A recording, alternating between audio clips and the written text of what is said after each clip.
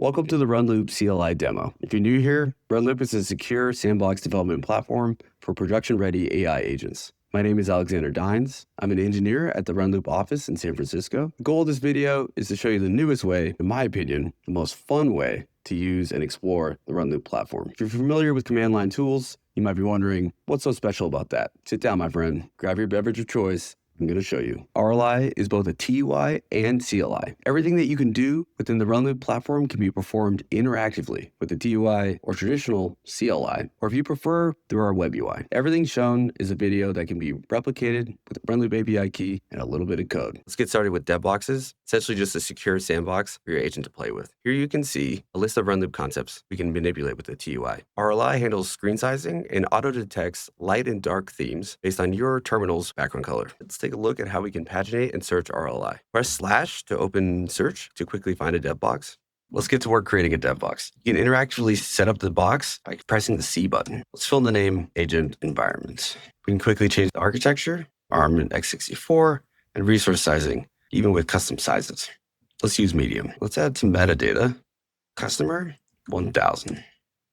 Now we're ready to create the box. So let's press enter to create the box. This will take us to the detail page. Now we can see the Devbox being provisioned and the state history along with other relevant information. Looks like this box is in the running state. This UI will update every few seconds, showing you the live state of the box. You can see the allowed actions in the screen here.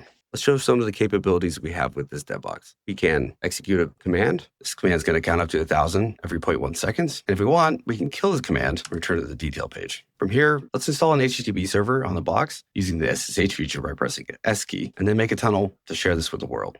So now let's install the HTTP server globally with npm. Server's installed. Now let's go back to the detail page. And from here, we can start the server with execute command, HTTP server /. Now we can see it's running. We can now press escape to leave the command running while we open the tunnel. Now here, we can press the O button to open the browser and view the tunnel. Now that the tunnel to our HTTP server is open, let's view the log stream to the Devbox. Here, you can see server. I can go here and navigate. You should see logs streaming in as I use the tunnel. Say now that we're done with this, we want to snapshot the state of the Devbox and save that for future use. We'll create a snapshot. Snapshot's created. Let's go back to the snapshot screen. Here we have this HTTP server. We can get the details of the snapshot. Let's create a Devbox from that snapshot. You can see the snapshot is auto-filled. And let's call this HTTP server 2. Now this Devbox is coming up, and we can then execute the command again to start the server. And it's already installed and ready to go. This is obviously a small example, but you can imagine putting your code and build environments in a Devbox and snapshotting it for later. Let's shut down our new server. RLI CLI also has every capability of the web UI and TUI used within the GitHub workflows or automation pipelines. The CLI brings all the features of the platform, but in a CLI format. Let's go through this. We're going to look at RLI's capabilities, running help. Here, you can view all the commands you can run on a Devbox. Devbox list, you can list all the Devboxes in JSON format. In addition, you can have any command output to JSON, YAML, or just text. Let's say I want to set up a secret and use this to access a service. Let's run RLI secret create to make a new secret called super secret and expose this to a new Devbox. Let's SSH into the box and see if the super secret is present in the environment. I'm going to run on the environment. There it is.